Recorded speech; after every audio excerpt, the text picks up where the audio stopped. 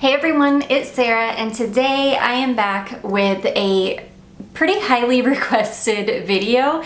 So I have gotten several requests to do a video on Dapper fragrances. So Dapper Fragrances is a clone house, and I have to admit, I had never heard of them until I started getting requests to pick some up and to do a review on them. So they're pretty affordable. You can get these are 15 ml bottles, which is plenty for me. And you can pick these up for right around $20 a piece usually. So, I mean, I guess for being a clone house, they're a little bit pricey, but I feel like for the quality of these, it's a pretty decent asking price. I didn't really know what to think when I first got these, and I'm glad that I let these sit for a while, because these are the types of fragrances that when you order them and after you receive them, I would give them a couple sprays to kind of get them going, and then let them sit for a couple weeks to really macerate and for all those notes to really start kind of melding together. And then I feel like you get the best, you'll get the best experience that way.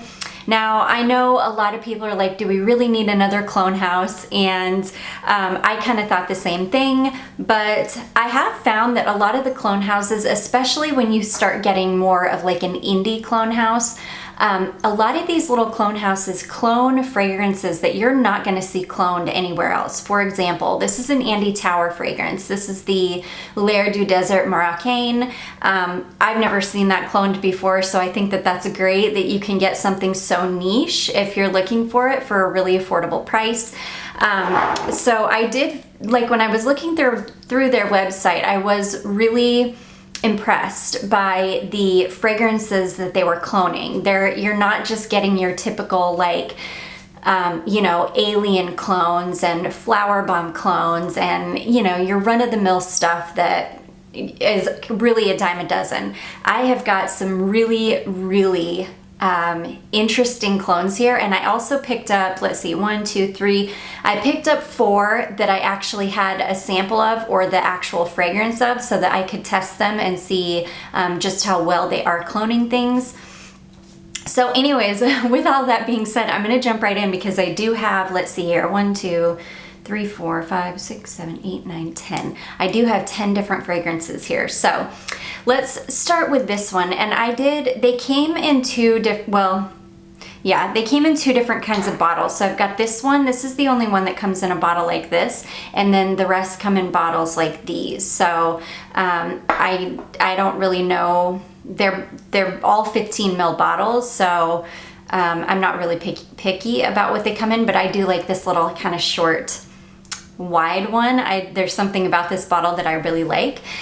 This is a clone of Creed Sublime Vanille, and this is a really cool fragrance. So a couple things about this one. When I first smelled it, and even when I first sprayed it, I was like, God, I can't even smell anything. I don't know that. Like, I was not impressed at all. I was like, I can't smell anything. I don't know what's happening here. But then this is like one of those molecule perfumes that just like sneaks up on you.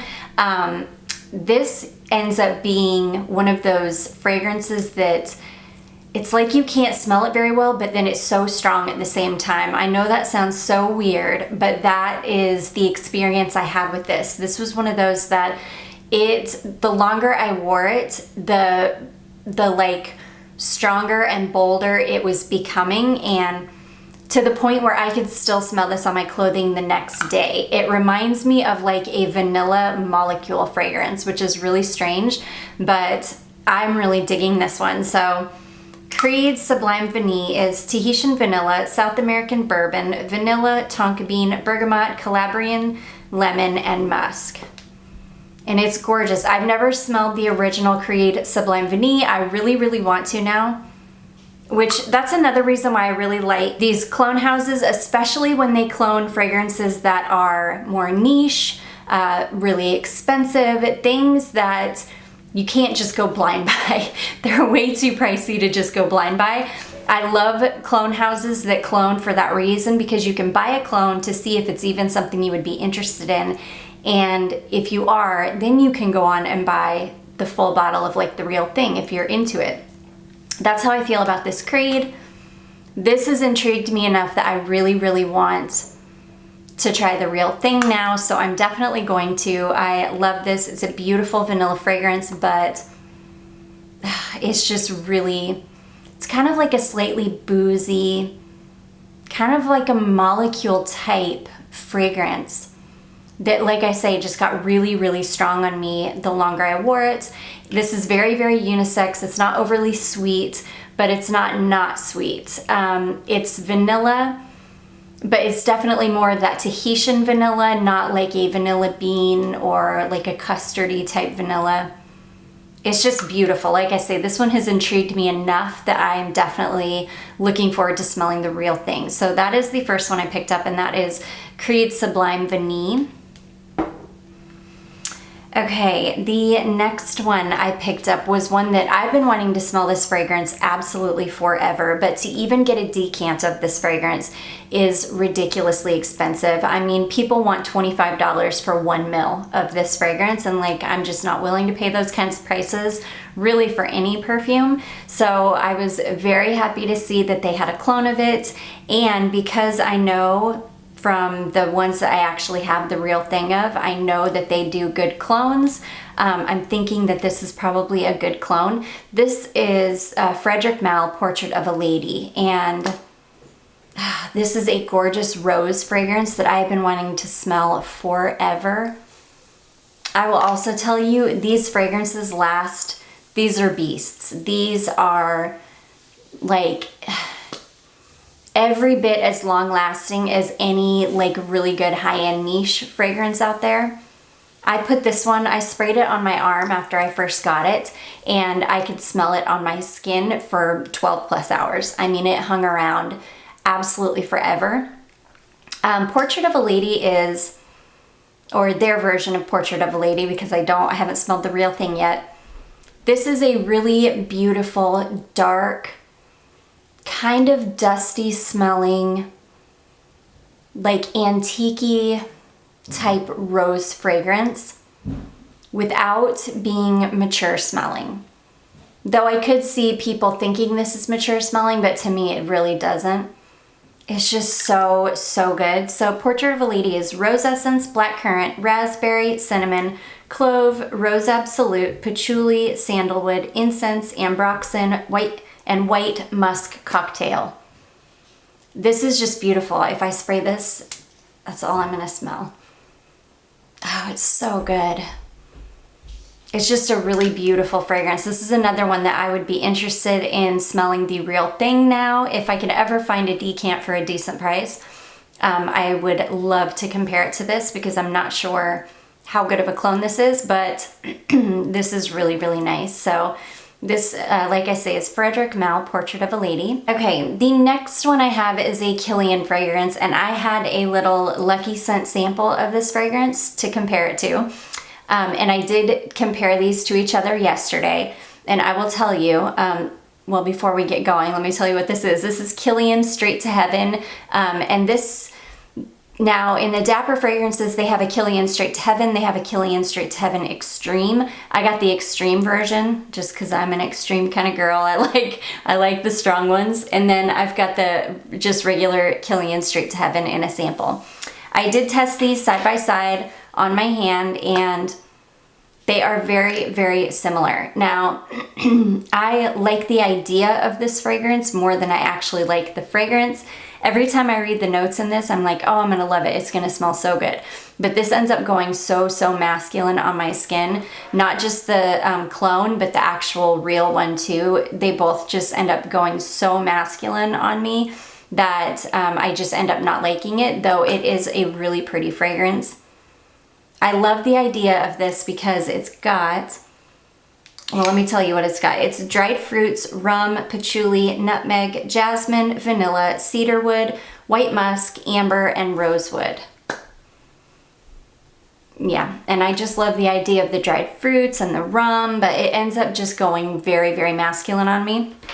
So This I would say is probably about a 95% clone. They smell almost exactly the same from initial spray all the way into dry down. The only difference is the Dapper Fragrances has a little bit more of some kind of like a creamy note to it that the original doesn't have. Well, the original has it, but it's just not as strong in the original as it is in the Dapper. So in the Dapper, that creamy note is just a little bit more prominent than it is in the original, and that is literally the only difference that I could find. Other than that, they smell pretty much identical, like I say, from initial spray or application all the way into the deep dry down. They both go very masculine on my skin, and yeah, I would very much say that these are very, very close. Like I say, about a 95% resemblance to the real thing. So that is Killian Straight to Heaven. Okay, next we have the Tower L'air du Desert Marocain, and this is a gorgeous, oh gosh, this is a gorgeous, like spicy, woody, dry, really beautiful fragrance. And this is another one that I almost can't tell the difference between these two. I would say that this is probably about a 98% clone, like about 98% of the original. Like I say, I have a little Lucky Scent one here. I almost could not tell the difference on my hand. In fact,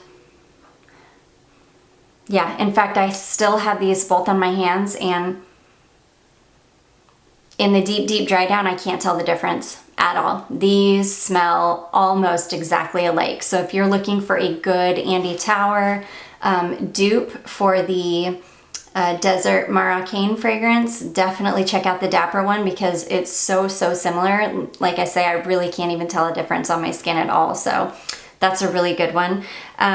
So the notes in this are coriander, cumin, petitgrain, rock rose, jasmine, cedar, vetiver, and ambergris. And this is beautiful. This is one of those fragrances that I would really have to be in the mood to wear. It's a lot. It's very, very strong. It's a really long-lasting, just a really strong fragrance. I think it's stunning. It's gorgeous, but this one could be headache-inducing for me. If I got out of hand, probably 1 or 2 sprays of this would be plenty. It's a beast of a fragrance, lasts absolutely forever, and I've had these on my hands through hand washings too, probably for about 6 hours now, and they're still both going strong. So, and they smell almost identical. So that is the Tower L'air du Desert Marocain. Okay, this next one is another Killian fragrance, and when I first got this one, I immediately didn't like it because I don't like colored perfume liquid. I don't know why I am such a weirdo like that, but I just don't like colored perfume liquid. But this one is another one that I like the idea of it when I'm reading the notes, but then when I get it, it's another one that is just too masculine for me. Let's see here. Moonlight in Heaven is lemon, grapefruit, pink pepper, coconut, rice, mango, jasmine sambac, tonka bean, and vetiver.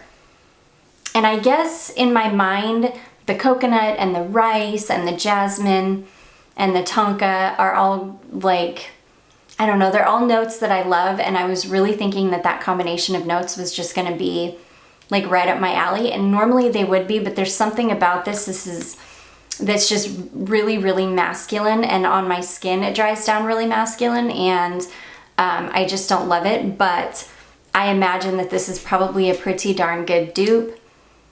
It still smells really, really nice. It's just not my cup of tea. So that's a nice one. Like I say, just not my favorite. So that is Killian Moonlight in Heaven. Okay, this next one, I need to get, I'm gonna have to pick up a decant of, because I can't tell if I like this or not. And I can't tell if I am on the edge about it because I just don't like this formulation, or if it's because that's just what the fragrance smells like. This is Maison Margiela Coffee Break, which I think is a Nordstrom exclusive. But I really, really need to get a decant of this because I don't smell coffee in this at all. And I don't know if it's just me or if it's the clone or if it's just the fragrance in general, but there's something about this that I don't love. So coffee break is coffee, red apple, lemon, lavender, spearmint, orange flower, milk mousse accord, Sri Lankan sandalwood, and Virginia cedarwood. And it's like it's pretty, but I think I was just expecting something more. I think I was really expecting to be able to smell a lot of the coffee, and I really can't. It smells more, I don't know, it's like I can smell that apple and the mint and the lavender. Like I can smell all of these other fragrances that in my mind has nothing to do with coffee. And I guess it's just I'm having a hard time reconciling what this actually smells like with what I thought it was gonna smell like. So anyways, this is one that I'm gonna buy a decant of for sure because I really need to know if this actually smells like the real thing. So that is Maison Margiela Coffee Break. Okay, next we have one that is really exciting because you never see perfumes like this cloned. This is Kerosene Unknown Pleasures, which is an indie house.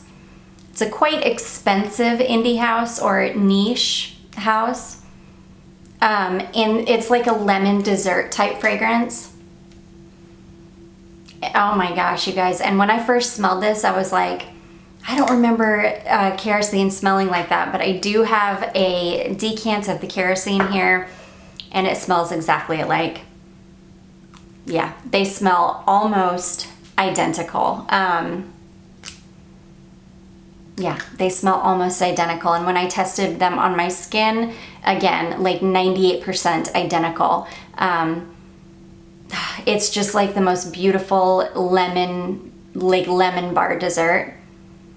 They're so good. This is such a good clone of this fragrance, and I just think it's great that you can get like a little 15 ml bottle of this for, you know, 15, 20 bucks. So Kerosene Unknown Pleasures is Earl Grey tea, lemon, bergamot, honeycomb, tonka bean, caramel, vanilla, and waffle cone. And it's a good one. And this one lasts forever too. Like probably not as much as maybe the Portrait of a Lady or some of those more like really beast fragrances, but you're definitely gonna get a good 8 hours out of this, which is awesome for being like a gourmand lemon fragrance. Oh, it's so good. And it really smells, it smells almost identical to the real thing. So that is Kerosene Unknown Pleasures.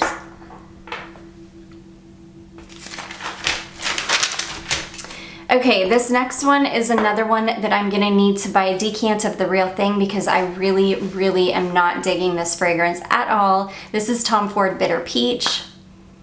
And I don't know if it's because I don't like the clone or if it's because I don't like the fragrance. And I have a feeling it's probably going to be because I don't like the fragrance. I just don't like peach fragrances, and I've probably said that 100 times on this channel that peach is not my favorite note. Usually if it's a very prominent peach note in a fragrance, I'm really not gonna like it. Some peach fragrances are okay, or sometimes if the peach is more subdued or like a really realistic fresh peach smell, which this one kind of is. Yeah, there's something weird about this though, and I really did not like this one on my skin, but I have a feeling it's probably a decent clone. So Bitter Peach is Pêche de Vigne Accord, Sicilian Blood Orange, Cardamom, Heliotrope, Divana, Rum, Cognac, Jasmine Sambac, Sandalwood, Benzoin, Cashmeran, Vanilla, Tonka Bean, Labdanum, Styrax, and Indonesian Patchouli.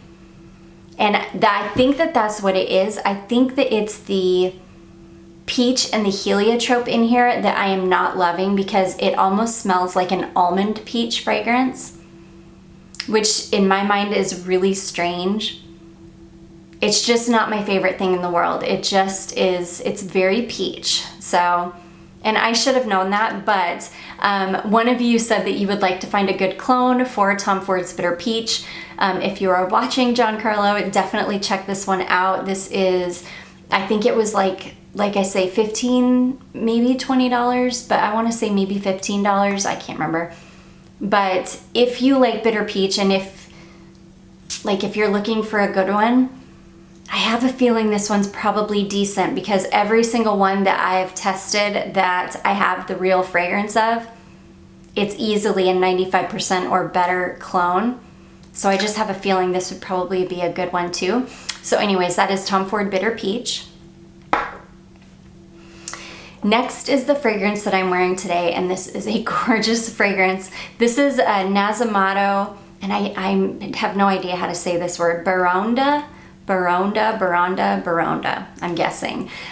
This is a beautiful rose. This really reminds me of Lancome's Oud Bouquet if you took out the oud and just made it like a kind of like a nondescript woody note. It's kind of like a beautiful woody rose fragrance.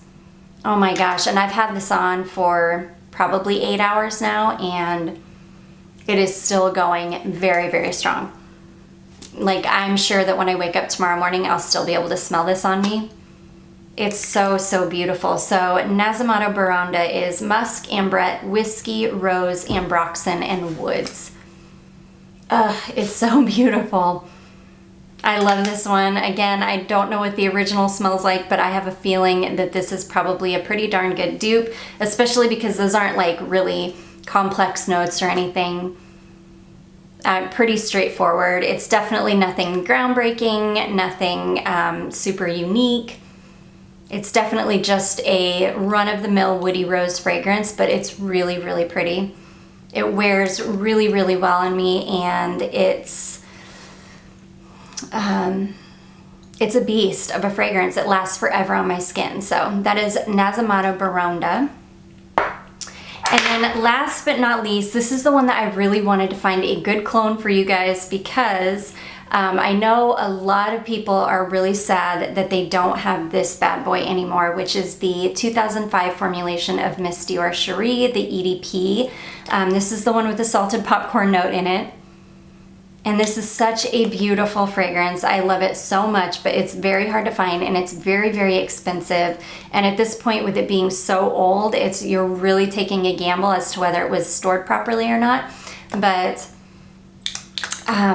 Dapper is making a Miss Dior Cherie 2005 formulation clone, and I am very happy to say it is very, very close.